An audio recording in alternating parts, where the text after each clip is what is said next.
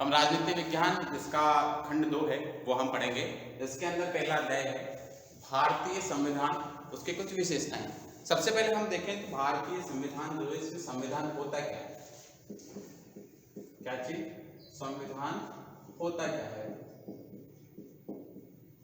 जब हम संविधान के बारे में जानेंगे तभी तो इसकी विशेषताएं बता पाएंगे। तो सबसे पहले हम बात करते हैं संविधान की। देखिए, संविधान जो है वो किसी भी देश को चलाने के लिए जो है कुछ नियमावली बनाई जाती है, उसको हम संग्रहित करते हैं।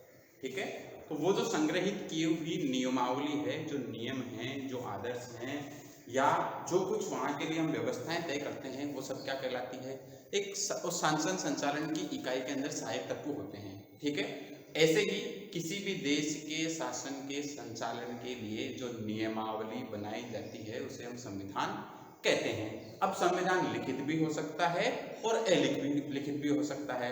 ठीक है, संविधान कितने प्रकार का होता है, 2 प्रकार का। एक तो होता है लिखित और एक होता है अलिखित। अब लिखित संविधान तो कहाँ है और अलिखित संविधान कहाँ है, एक बार हम उसके ऊपर नजर डाल देते हैं। तो लिखित संविधान है जो एक तो है भारत में, एक है अमेरिका में, और भी देश हैं जहां है, लेकिन मैंने ये 2 इसलिए बताए क्योंकि भारत का जो संविधान है लिखित वो सबसे बड़ा है, बिग है। ठीक है, और अमेरिका का जो संविधान है वो सबसे छोटा है, स्मॉल है। ठीक है, अलिखित संविधान का उदाहरण कहाँ है, तो अलिखित जो संविधान है वो कहाँ का है, ब्रिटेन का, जो किसके ऊपर आधारित है, परंपराएं और जो मान्यताएं हैं उनके ऊपर संचालित होता है। किसके आधार पर, परंपरा और मान्यता। आपके दिमाग में प्रश्न उठा हुआ है कि परंपरा और मान्यताएं क्या होती है। तो इसके अंदर जैसे कोई भी होता है, इसका एक प्रोटोकॉल बन जाती है। एक छोटे से कोई काम है, लंबे समय से चला रहा है, कुछ प्रथाएं होती है, वो प्रथाएं जो बन जाती है, वो प्रथाएं क्या है, आगे जाके एक प्रकार से नियम का रूप ले लेती है। उन्हीं के आधार पर जो है ब्रिटेन का शासन संचालन होता है। यहाँ का जो संविधान है वो लिखा हुआ नहीं है, जबकि भारत का जो संविधान है एक लिखित दस्तावेज है। ठीक है, निर्मित है, हम लोगों ने उसे क्या किया, उसका निर्माण किया है, उसको बनाया है। अब देखिए, अब संविधान की हमारी बात हो गई, अब संविधान की जो विशेषताएं हम उनको देखते हैं। संविधान हो गया लिखित, वह लिखित या अलिखित दस्तावेज जो किसी भी देश के संचालन के लिए सहायक होते हैं, उसमें उसके नियमों का, कानूनों का संग्रह किया जाता है। अब आगे देखिए, संविधान की कुछ विशेषताएं हैं। ये विशेषताएं,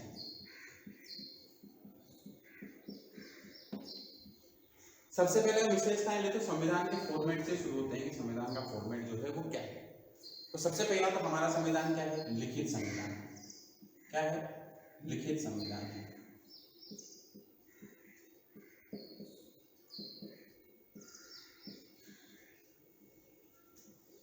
नंबर 1, लिखित संविधान। भारतीय जो संविधान है वो लिखित संविधान है। इसको लिखने में 2 वर्ष 11 माह और 18 दिन का समय लगा। इसके लिए कितने दिन का समय लगा, 2 वर्ष 11 माह 18 दिन। ठीक है, 2 वर्ष 11 माह 18 दिन का समय लगा लिखित संविधान के लिए। इसके निर्माण के लिए हम समिति बनाते हैं। इसकी अस्थायी समिति जो है वो अलग होती है, स्थायी समिति जो है उसके डॉक्टर राजेंद्र प्रसाद को हम उसका अध्यक्ष बनाते हैं। इसके अलग अलग समय पे अलग अलग वाचन होते हैं। इसके चुनाव लिखने के लिए जो है हम चुनाव कराते हैं। Cripps mission, cabinet mission Bharat आता है। कैबिनेट मिशन के भारत आने के बाद संविधान निर्माण संबंधी जो प्रक्रिया है वो शुरू होती है हमारी। ठीक है, इसको और अगर हम विस्तृत करना चाहें तो बहुत बड़ा हो जाएगा, लेकिन अभी आप इतना ही जानिए कि लिखित संविधान है। 2 वर्ष 11 माह 18 दिन के लिए इसका जो हुआ, इसमें मूल रूप से कितनी 17 समितियां बनी संविधान को बनाने के लिए। ठीक है, 2 वर्ष 11 माह 17 दिन लगे। और रास बिहारी रायजादा एक व्यक्ति है जिसने अपने हाथ से लिखा, जिसका नाम है रास बिहारी रायजादा।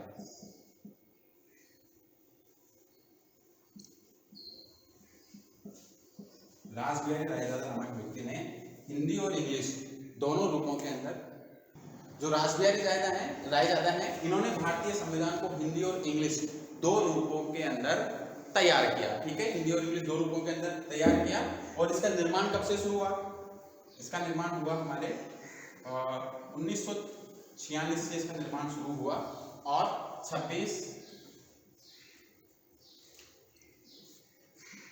26 नवंबर 1949 को ये बनके तैयार हुआ और 26 जनवरी 1950 को जो है ये देश में लागू हुआ। ठीक है, इस दिन हम गणतंत्र दिवस मनाते हैं। अब आगे चलिए, लिखित संविधान की बात हो गई। राजवीर रायचंद्र ने इसको लिखा, हिंदी और इंग्लिश के अंदर वो मौन रूप करते हैं जो इनकी लिखी हुई है उसमें। और अब आगे हम चलते हैं। अब इस संविधान में सबसे पहले क्या लिखा हुआ उसकी बात करते हैं। तो संविधान में सबसे पहले इसकी लिखी हुई है प्रस्तावना। ये संविधान की जो प्रस्तावना है ये इसकी क्या है, विशेषता है। किस प्रकार है, देखिए कोई भी पुस्तक आती है उसके हम 12 के पेज के ऊपर उसके बारे में प्रस्तावना लिखी हुई है कि उक्त जो पुस्तक है इसके अंदर क्या क्या दिया हुआ है, किस किस चीज को संग्रहित किया हुआ है, उस सबका वर्णन जो होता है किसमें होता है, प्रस्तावना में होता है। इसी प्रकार हमने भी हमारे संविधान की एक प्रस्तावना बनाई। उस प्रस्तावना के अंदर सारे शब्द हम भारत के लोक से लेके अंगीकृत, आत्मार्पित और अधिनियमित करते हैं, यहाँ तक का उसके अंदर सारा कुछ लिखा हुआ है। तो हमारे संविधान की जो प्रस्तावना है ये भी संविधान की विशेषता है। संविधान हमारा किस प्रकार का होगा, यहाँ के संप्रभु लोग कौन होंगे, किसके अंदर यहाँ की जो है सत्ता का मूल निवास होगा, हम किस प्रकार की जो धर्म व्यवस्था है या किस प्रकार के राष्ट्र का लोक कल्याणकारी राज्य होगा हमारा, या धर्मनिरपेक्ष होगा, पंथ निरपेक्ष होगा, स्वयं प्रभु होगा, किस प्रकार का, उन सारी विशेषताओं का जो है हमने किसके अंदर वर्णन किया है, प्रस्तावना के अंदर वर्णन किया है। इसके बाद जो हमारे संविधान के अंदर सबसे पहले जो आता है, संविधान की प्रस्तावना के बाद जो है लिखित है, संविधान की प्रस्तावना है। यही हम एक बात कर लेते हैं इसको आगे बढ़ने से पहले। ये हमारा जो संविधान है विश्व का सबसे बड़ा संविधान है। क्या है, विश्व का सबसे बड़ा, लिखित भी है और वैसे भी विश्व का सबसे बड़ा संविधान है हमारा।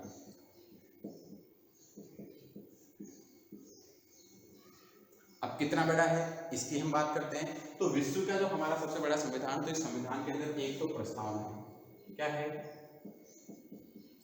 प्रस्तावना। ठीक है, 22 इसके भाग हैं, 22 भाग हैं। इन 22 भागों के अंदर 395 अनुच्छेद हैं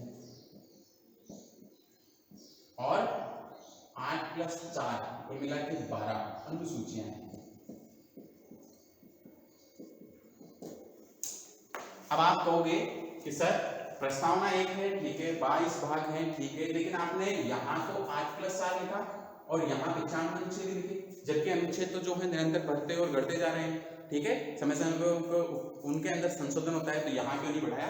तो देखिए जो भारत का मूल संविधान है उसके अंदर 395 अनुच्छेद थे और जितने अनुच्छेदों का संशोधन हुआ है उन अनुच्छेदों को इसी के अंदर जोड़ा है। ठीक है, 395 अनुच्छेद है, इन्हीं के जो अनुच्छेद है उसके अंदर भाग करके जोड़ा है। जैसे 51 का भाग भी कौन सा, भाग 4 का 51 का, जो क्या करता है, मनुष्य के जो व्यक्ति हैं इसके मूल कर्तव्य जो है उनको बताता है। तो अनुच्छेद तो बढ़ गया, लेकिन अलग से उसका 395 के बाद 396, 97, 98 नहीं बढ़ाया और 51 जो था उसी का तय कर दिया। ठीक है, ऐसे ही अनुच्छेद 243 जो है उसको अनुच्छेद 243 इसके अंदर चलते हैं। इसमें हमारी नगर पालिकाएं हैं, पंचायत राज व्यवस्था है या सहकारी समितियां वगैरह जो है उन सबको इसके अंदर संकलित किया गया है। तो संविधान के अंदर अनुच्छेदों के अंदर संशोधन तो हुआ, लेकिन अनुच्छेदों की संख्या नहीं बढ़ेगी। उन्हीं को क्या है, उपभाग, 6 भाग उनके जो है वो बना दिए गए। और अब यहाँ क्यों लिखा कि सर अगर यहाँ ऐसा लिखा है तो अनुसूची के अंदर 4 क्यों किया, 12 क्यों किए, मूल संविधान में तो 8 थी। जबकि इसको हम यूँ समझे कि जब अनुसूचियों का निर्माण हुआ तो अनुसूचियां जो है इन 8 के सब पार्ट नहीं किए, एक के अंदर घुसा दिया, 2 में ऐसा नहीं किया, अलग से जो है 4 अनुसूचियां हमने बनाई। सबसे पहले हमने संशोधन किया संविधान के अंदर, तो जो 9वीं अनुसूची थी वो हमने भूमि सुधार कार्यक्रम से संबंधित जो अनुसूची थी उसको जोड़ा। 10वीं अनुसूची हमने दर बदल से संबंधित जोड़ी। 11वीं अनुसूची जो है वो हमने पंचायती राज से संबंधित जोड़ी और 12वीं अनुसूची जो है नगरीय संस्थाएं, नगर पालिका, नगर निगम, नगर परिषद वगैरह जो है, सैनिक छावनियां वगैरह जो है उनसे संबंधित जो है हमने 12वीं अनुसूची जोड़ी। इस प्रकार अनुसूचियां कितनी हो गई, 12। जबकि हम अमेरिका के संविधान की बात करते हैं जो विश्व का सबसे छोटा है, उसके अंदर केवल 7 ही अनुच्छेद और हमारे यहाँ कितने अनुच्छेद हैं, 395। ठीक है, ऐसे अगर हम अनुच्छेदों की संख्या देखें तो ऐसे अनुच्छेद है 446 वर्तमान में। इनके भाग को भी अगर हम जोड़ते हैं, जैसे 51 के हो गया, 243 जो इसका गए हो गया, ऐसे अगर जोड़ के करें तो 446 अनुच्छेदों की संख्या है।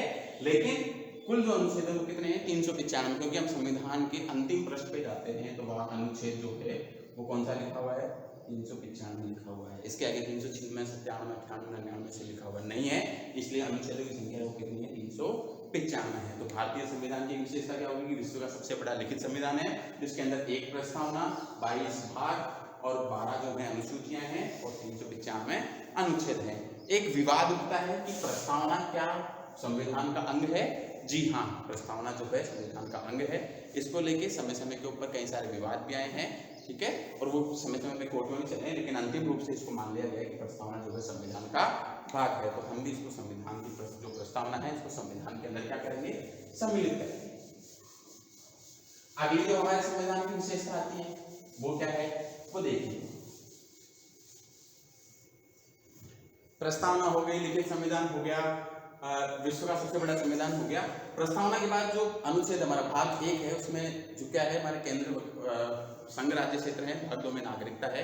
तो हमने जो नागरिकता है वो किस प्रकार की हमारी इकहरी नागरिकता है, वो भी हमारे संविधान की जो है विशेषता है। क्या है, इकहरी नागरिकता।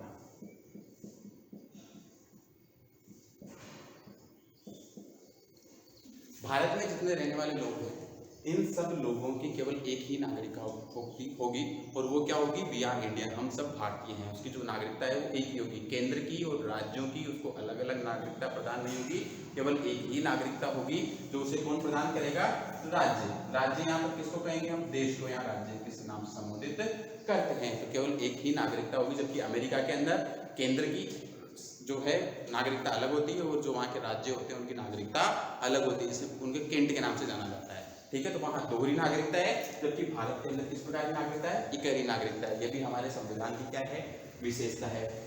अगली जो है भाग 3 जो है संविधान का, ये पहले भाग, ये दूसरा भाग होगा, ठीक है। तीसरे भाग के अंदर क्या होगा, तीसरा भाग जो होगा उसके अंदर क्या करेंगे, हमारे मूल अधिकार, ठीक है। तो हम इसको मूल अधिकार और कर्तव्य दोनों को साथ जोड़ देते हैं। ये भी भारतीय संविधान की विशेषता है।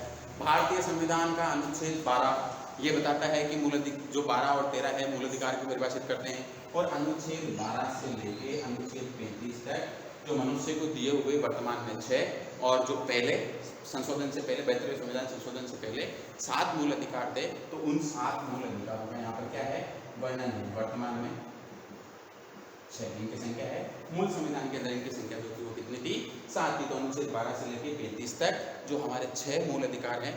7वां जो मूल अधिकार है संपत्ति का अधिकार था, मैं आपको बता दूं अनुच्छेद 31 में था, इसको यहाँ से हटा के अनुच्छेद 300 अनुच्छेद 300 के अंदर इसको स्थानांतरित कर दिया, जो 18वें भाग में है। कौन से भाग में है, 18वें भाग में है। यहाँ तीसरे भाग में था, तीसरे भाग में अनुच्छेद 31 में था, यहाँ से इसको हटा के अनुच्छेद 300 के अंदर स्थानांतरित कर दिया भाग 18 के अंदर, ठीक है। तो संपत्ति का जो अधिकार है पहले मूल अधिकार था, बाद के अंदर क्या हो गया, वो वर्तमान में कानूनी अधिकार हो गया, ठीक है। इस प्रकार संविधान के अंदर मनुष्य को कितने अधिकार प्राप्त हैं, 6 अधिकार, मूल अधिकार 6 प्राप्त हैं। अब वो कौन कौन से उसको हम बाद में पढ़ेंगे जब विस्तृत व्याख्या होगी, अभी आप केवल इतना सा देख रहे हैं। और मूल कर्तव्य जो है मनुष्य के कर्तव्य कितने हैं, तो भाग 4 इसका अनुच्छेद 51 है, भाग 4 का भी 51 है, भाग 4 51 ए, इसका भी भाग 51 भाग 4 का है, और इसका भाग जो है 51 है। इसके अंदर मनुष्य के 11 मूल अधिकार जो है वो मूल कर्तव्य जो है वो वर्णित किए गए हैं, ठीक है। इसके बाद हम चले, मूल अधिकार और मूल कर्तव्य हो गए, संविधान के अंदर इनका वर्णन है। इसके बाद हम आगे की बात करें तो संघीय शासन व्यवस्था। इससे पहले एक आता है भाग 3 तक हो गया, भाग 3 में ये दिया है। भाग 4 की हम बात करें तो उसके अंदर राज्य के नीति निर्देशक तत्व हैं।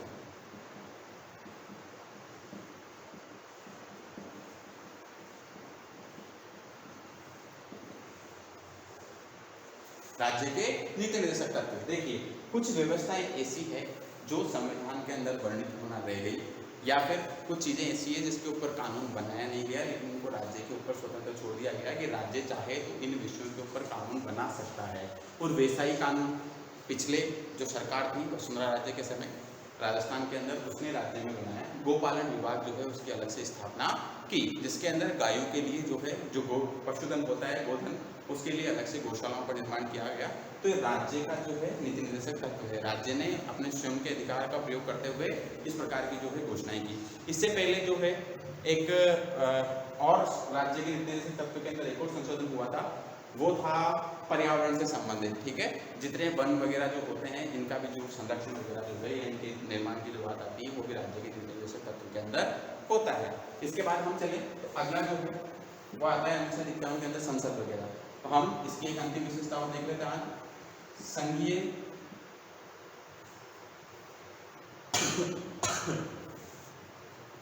संघीय शासन व्यवस्था। संघीय शासन व्यवस्था, देखिए संघीय शासन व्यवस्था, भारत का जो संविधान है उसका हमने निर्माण किया, तो हमने कुछ विशेषताएं या कुछ चीज़ें ऐसी है जो दूसरे राज्यों के अंदर या दूसरे देशों के अंदर पहले से थी, वहाँ से हमने ग्रहण की।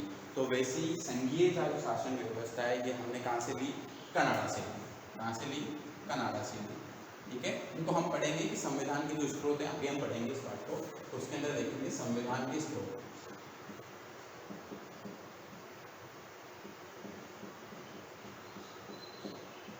हमने जो है न्यायिक पुनरावलोकन कहाँ से लिया है, न्यायपालिका की स्वतंत्रता कहाँ से ली है, राष्ट्रपति का पद कहाँ से लिया है, या संघीय शासन व्यवस्था है वो कहाँ से ली है। तो हम जो ये चीज़ों को आगे से पढ़ेंगे इसकी स्रोत के अंदर। अभी हम यहाँ संविधान की विशेषताएं पढ़ रहे हैं तो उसकी बात करते हैं। तो संघीय शासन व्यवस्था जो हमने कनाडा से की, इसके अंदर क्या होता है, केंद्र और संघ दो प्रकार की शासन व्यवस्थाएं होती है। एक मिनट,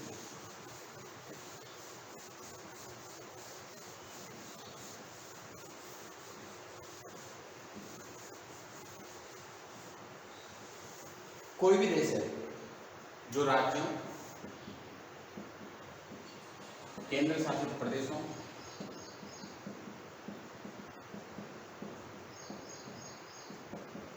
इन केंद्र शासित प्रदेशों को संघीय क्षेत्र बोलते हैं, इनसे मिलकर बना हुआ होता है, ठीक है। तो संघीय शासन व्यवस्था होती है, उसके अंदर क्या होता है, राज्य जो है वो अलग शासन करते हैं और जो केंद्र है, मतलब कुल मिला के आप समझिए केंद्र और राज्यों के मध्य शक्तियों का विभाजन। केंद्र व राज्यों के मध्य शक्तियों का विभाजन, ठीक है। जहां इस प्रकार का केंद्र और राज्यों के मध्य शक्तियों का, मतलब सब अपने अपने क्षेत्र के कार्य करेंगे, उनका विभाजन होता है, तो वहां कौन सी व्यवस्था होती है? संघीय शासन व्यवस्था होती है, ठीक है। जिसमें अंतिम शक्ति, कोई भी कार्य को करने की अंतिम शक्ति तो किसके पास होती है? केंद्र के पास, लेकिन अपने अपने विषयों पर कानून बनाने की जो शक्ति होती है वो राज्यों के पास भी होती है और केंद्र के पास भी होते हैं। और कुछ विषय ऐसे हैं जिसके ऊपर कानून बनाने की शक्ति राज्य और केंद्र दोनों के पास होती है, जिसे हम समवर्ती सूची के विषय कहते हैं। देखिए भारतीय संविधान की 7वीं अनुसूची के अंदर जो है शक्तियों का विभाजन किया गया है, उसके अंदर संघीय का जो है शक्तियाँ, संघीय सूची अलग है, राज्य सूची अलग है, और दोनों के बीच की जो है वो ये संघीय शक्ति, राज्य सूची, और दोनों के बीच के अंदर एक सूची का निर्माण और कर रखा है जिसे हम कहते हैं समवर्ती सूची। कुछ विषय ऐसे हैं जिसके ऊपर राज्य भी कानून बना सकता है, केंद्र भी शासन, मतलब संघ भी कानून बना सकता है और राज्य भी कानून बना सकता है, लेकिन उनके ऊपर अगर किसी प्रकार का विवाद होता है तो अंतिम रूप से किसको माना जाएगा? संघ के द्वारा निर्मित कानून को ही माना जाएगा। इस प्रकार की जहाँ पर शक्तियों का जहाँ पर विभाजन होता है वहाँ किस प्रकार की शासन व्यवस्था होती है? संघीय शासन व्यवस्था होती है। इसके बाद संविधान की तो 20, 22, 25 व्यवस्थाएं जो विशेषताएं वो दे रखी है। आज हमने 6-7 पढ़ी, नेक्स्ट वीडियो के अंदर हम आगे की विशेषताएं पढ़ेंगे। धन्यवाद।